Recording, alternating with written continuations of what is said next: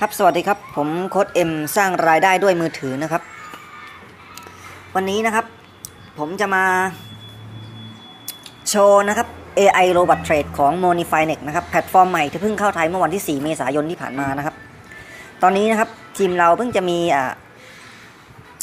ลูกทีมเพียง100 กว่าคนเองนะครับซึ่งเป็นแพลตฟอร์มที่ใหม่มากคุณยังสามารถมาเป็นต้นสายกับเราได้นะครับเรามาดูกันครับว่ารายได้ของ Monifinex เนี่ยบริษัทแม่ที่ประเทศอังกฤษเนี่ยเขามีรายได้อะไรมา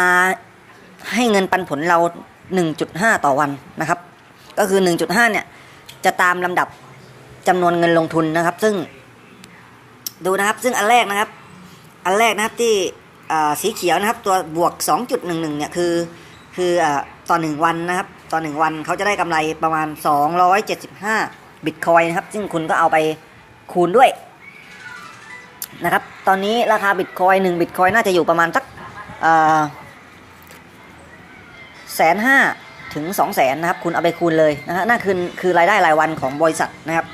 แล้วก็มา7วันก็ 1,250 นะครับเดือนนึง 8,290 นะครับคุณเอาไปคูณนะครับก็คือเฉลี่ยแล้ว1เดือนเขาจะได้กำไรอยู่ที่ประมาณ 2.95% เขาแบ่งมาให้เรา 1.5 เขาจะเหลืออยู่ประมาณ 1.45 นะครับซึ่ง 1.45 เนี่ยคือกำไรนะครับกำไร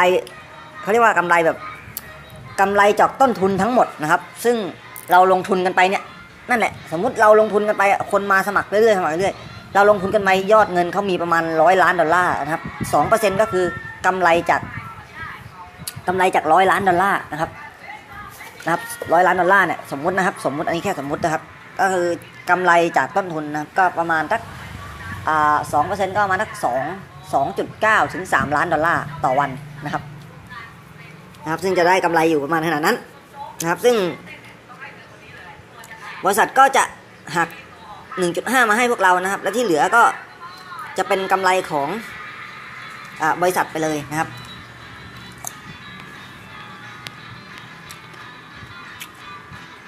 เดี๋ยวแป๊บนึงครับตอนนี้นี่ครับที่บริษัทเทรดอยู่ทั้งหมดนะครับคือ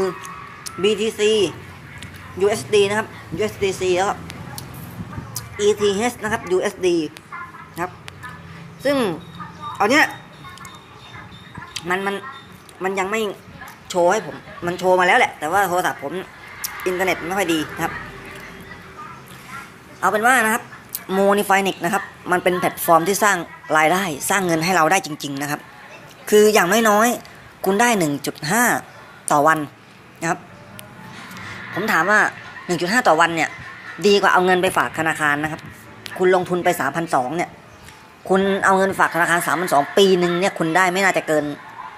20 บาทถึงไหมนะครับแต่อันเนี้ยคุณจะได้กำไรอยู่ที่ประมาณ 12,000 บาทนะครับแล้วตัวนี้นะครับเป็นตัวที่คืนทุนนะครับคุณลงทุนไป$100หมดสัญญา200วันเขาจะคืนทุนมาให้คุณ$100นะครับรวมทั้งสิ้นเป็น 400% นะครับเท่ากับ$400นะครับโอเคนี่คือผมมาแนะนำรายได้ของบริษัทแล้วนะครับที่ว่าหลายๆคนสงสัยนะครับว่าบริษัทมีรายได้จากตรงไหน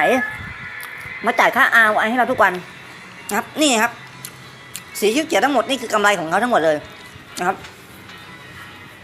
ซึ่งเขาจ่าย ROI ให้เราต่อวัน 1.5 เขายังเหลืออีกด้วยซ้ำนะครับเขายังเหลืออีกเป็นล้านนะครับกำไรไหมครับแล้วมีคนถามผมว่าอ้าวอย่างเงี้ยถ้ามันได้กำไรดีอย่างเงี้ยทำไมบริษัทไม่ลงทุนคนเดียวไปเลยทำไมไม่เก็บลงทุนคนเดียวก็สบายงั้นผมก็จะถามคุณกลับนะครับว่าบริษัทเนสกาแฟบริษัทสิงห์คอร์ปอเรชั่นหรือแม้กระทั่งบริษัทรถยนต์ผลิตรถยนต์นะครับค่ายรถยนต์ต่างๆทำไมต้องหาผู้ร่วมลงทุนนะครับทำไมต้องมีหุ้นส่วนเป็นพันคนถือหุ้นประมาณ 1% 2% 3% 5% 20% 15% คือคนที่ถือหุ้นมากที่สุดก็น่าจะประมาณสัก 30-50% เนี้ยเพราะอะไรครับเพราะทุกการลงทุนมันมีความเสี่ยงครับซึ่งถ้าเกิดคุณเอาเงินของคุณหรือยอมขายบ้านขายที่ไปลงทุนของคุณเลยถ้าเกิดไอ้บริษัทเหล่านั้นมันเจ๊งเนี่ยก็คือหมดตัวนะครับไม่ว่าจะเป็นบริษัทกาแฟบริษัท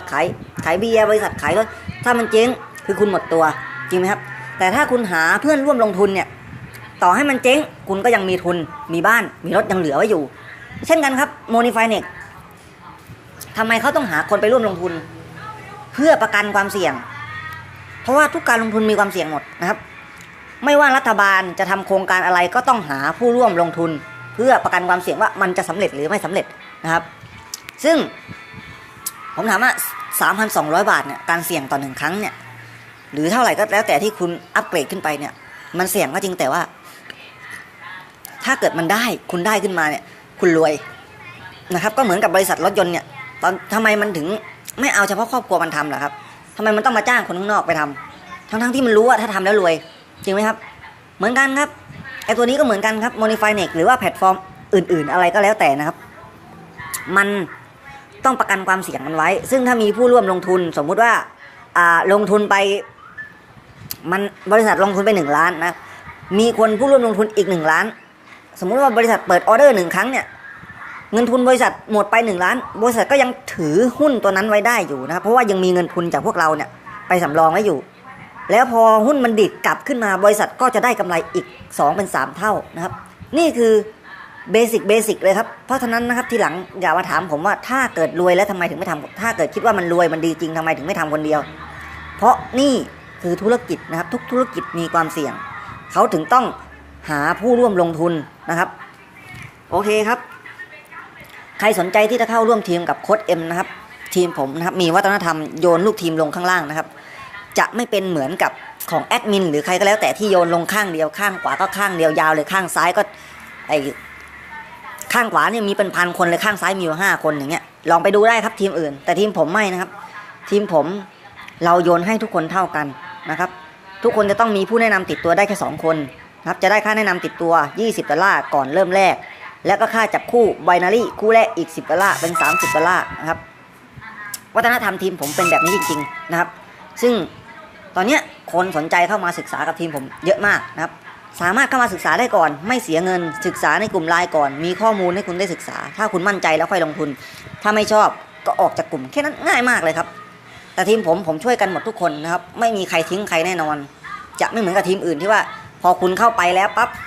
ปล่อยทิ้งคุณจะหาได้หรือหาไม่ได้เรื่องของคุณอันนั้นไม่ใช่ทีมผมเป็นวัฒนธรรมส่งต่อกันแบบนี้ครับจากคนนึงสู่คนนึงจากคนนึงสู่คนนึงและคนข้างบนทั้งหมดจะช่วยคุณนะครับหาคนมาต่อให้ได้นะครับแต่ถ้าใครที่ไม่อยากทำทีมช่วยกรุณาบอกผมก่อนนะครับผมจะได้วางตัวถูกนะครับโอเคครับสำหรับคลิปนี้นะครับให้ทุกคนนะครับผู้ชมผู้ฟังทุกท่านนะครับช่วยกดไลค์กดแชร์กด Subscribe กดติดตามและกดกระดิ่งเพื่อไม่ให้พลาดคลิปต่อไปด้วยครับสำหรับวันนี้สวัสดีครับ